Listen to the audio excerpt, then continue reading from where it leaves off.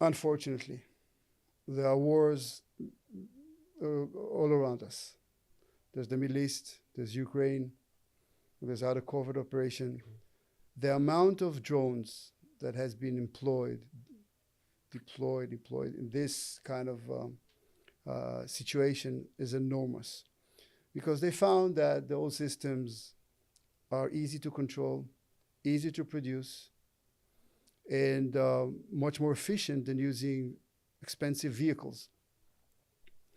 Is it even for it's reconnaissance, for bombing, um, for other things like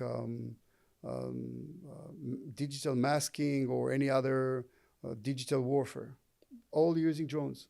And you can send a swarm of them, right? Um, so even think about it using a Doroni for situation like before and after a hurricane to rescue people. You send a swarm of them.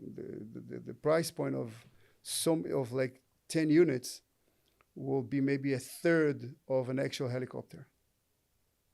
You know, Right. Oh well. yeah. So with maybe 30 Doroni will cost the same price as one helicopter.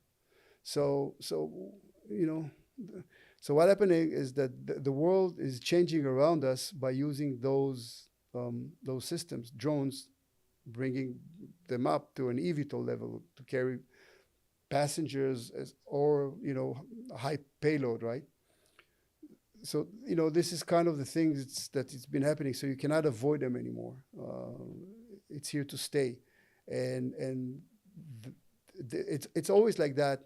That you have at the beginning small players like us, that they pave the way, and then the big, the big companies are following suit.